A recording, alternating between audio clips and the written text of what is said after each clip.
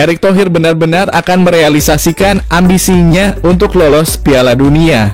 Dikabarkan Edwin van der Sar akan ditunjuk Erick Thohir untuk melatih Martin Paes di bawah mistar gawang.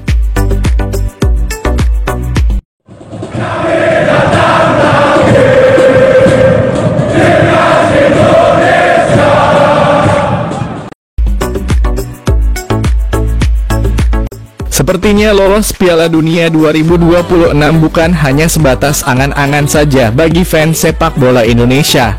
Mimpi itu nampaknya mendekati kenyataan. Ya, ini bukan hanya bualan semata, karena kita semua telah melihat bagaimana PSSI di bawah komando Erick Thohir melakukan perombakan besar-besaran di jajaran kepelatihan timnas. Tentu ini memiliki tujuan yang besar, yaitu membawa Garuda menuju panggung dunia. Tak main-main, Erick Thohir menunjuk Patrick Kluivert sebagai nahkoda baru skuad Garuda menggantikan Sintayong. Tak hanya itu, Thohir juga menambahkan 2 asisten sekaligus, yaitu Alex Pastor dan Denny Lanzat. Bahkan tak berhenti sampai di situ, Erick Thohir dikabarkan juga akan menunjuk Edwin van der Sar sebagai pelatih kiper timnas Indonesia. Hal ini bukan hanya isapan jempol semata, bahkan berita ini sudah menyebar luas di kalangan publik sepak bola nasional.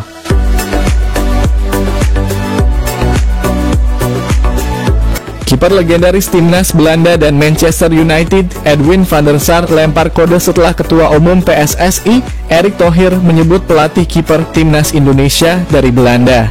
Sebelumnya, Erick Thohir memastikan bahwa pelatih penjaga gawang timnas Indonesia yang akan menjadi asisten dari Patrick Kluivert bakal diambil dari Belanda. Ex-presiden Inter Milan itu juga akan mendatangkan analis video hingga performance coach untuk membantu kinerja Patrick Kluivert di skuad Garuda. Namun Erick Thohir tidak mengungkapkan nama-nama dari para calon pembantu Patrick Kluivert di timnas Indonesia tersebut. Dalam 1 hingga 2 hari ini saya juga sudah tanda tangan tambahan, kata Erick Thohir di Gedung Kemenpora Selasa kemarin. Ada performance coach dan pelatih kiper.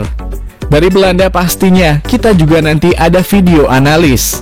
Nanti biar Coach Patrick yang umumkan, bukan saya, imbu Erick. Belakangan mencuat di media sosial bahwa Martin Stekelenburg digadang-gadang menjadi calon kuat pelatih kiper timnas Indonesia. Namun pria asal Belanda itu saat ini masih menjabat sebagai direktur teknik di klub asal Mesir, yakni ZFC, sehingga masih dipertanyakan. Di sisi lain, mantan kiper dari Belanda lainnya, yakni Edwin van der Sar, memberikan kode di sebuah unggahan media top Eropa asal Belanda 433. Unggahan itu pun sontak menuai reaksi dari sejumlah pihak termasuk legenda timnas Belanda dan Manchester United, Edwin van der Sar. Semoga sukses kawanku, tulis komentar Edwin van der Sar. Sebelumnya, Edwin van der Sar juga mengomentari unggahan PSSI yang mengumumkan Patrick Kluivert sebagai pelatih timnas Indonesia. Dengan seringnya memberikan komentar, legenda MU dan Belanda itu dianggap mengirim kode bahwa dirinya menjadi kandidat pelatih kiper timnas Indonesia. Terlebih, Edwin van der Sar saat ini berstatus tanpa tim alias pengangguran. Situasi ini membuat dirinya bisa saja dikontrak oleh PSSI jika dirinya bersedia. Namun perlu dicatat, ini baru sekadar rumor, belum ada kepastian dari PSSI maupun Patrick Kluivert. Terlepas dari hal itu, Patrick Kluivert telah resmi menjadi arsitek anyar skuad Garuda pengganti Sintayong yang diumumkan oleh PSSI pada Rabu lalu. Legenda timnas Belanda itu akan memimpin timnas Indonesia dengan kontrak berdurasi 2 tahun atau hingga 2027 plus opsi perpanjangan 2 tahun. Patrick Kluivert akan langsung menukangi timnas Indonesia saat bertandang ke markas Australia pada 20 Maret 2025 dan menjamu Bahrain pada 25 Maret 2025. Dua laga yang dilakoni skuad Garuda tersebut merupakan lanjutan dari putaran ketiga kualifikasi Piala Dunia 2026 zona Asia.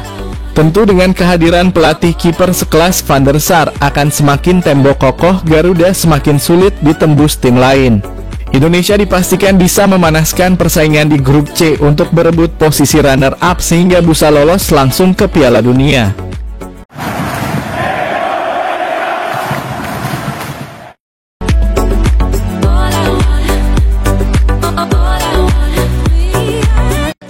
Di samping itu kami juga akan memprediksi formasi yang akan digunakan Patrick Kluivert bersama Timnas Indonesia. Line up pemain ini merupakan prediksi berdasarkan gaya bermain yang mungkin diterapkan Patrick Kluivert saat ia menangani Timnas Indonesia. Seperti yang diutarakan mantan bintang Barcelona ini, ia akan memilih formasi dan pilihan pemain tergantung dengan lawan yang dihadapinya. Dalam konferensi pers pertamanya sebagai pelatih Timnas Indonesia, Kluivert menuturkan tertarik memainkan gaya menyerang dengan menggunakan formasi 4-3-3. Namun begitu, skema permainan bisa berubah sewaktu-waktu tergantung bagaimana kesiapan pemain.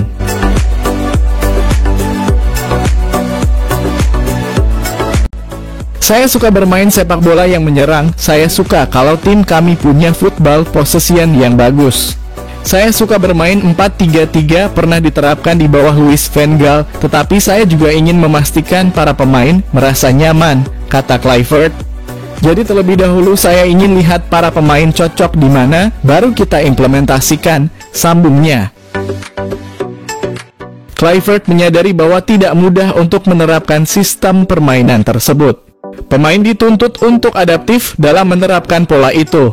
Satu hal yang pasti, ex-pelatih Curaçao itu bakal memanfaatkan dengan baik kedalaman skuad Timnas Indonesia.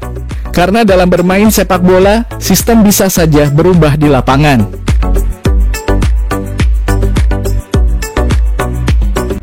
Dengan sistem 4-3-3, para pemain perlu punya sikap adaptif. Mereka harus tahu mau melakukan apa di situasi seperti apa, ujar Patrick. Jika kita mau menang, tentu kita harus mencetak gol. Dan posisi awal kita harus mengapresiasi dulu kemampuan tim kita dan memanfaatkan kekuatan yang ada di tim kita, lanjut Patrick. Jika berandai-andai Kluivert menerapkan formasi menyerang 4-3-3 di laga lanjutan fase grup C kualifikasi Piala Dunia 2026 zona Asia. Kira-kira bagaimana line up pemain Timnas Indonesia? Ada kemungkinan Kluivert bakal menurunkan mayoritas pemain naturalisasi.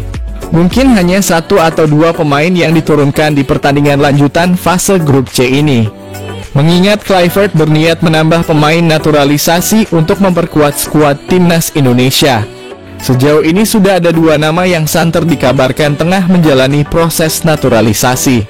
Mereka adalah Ole Romeni dan Jairo Riedewald. Jika kedua pemain ini datang jelang laga melawan Australia, maka persaingan pemain menembus skuad Timnas Indonesia semakin seru. Apakah kalian yakin Indonesia akan lolos Piala Dunia tahun depan?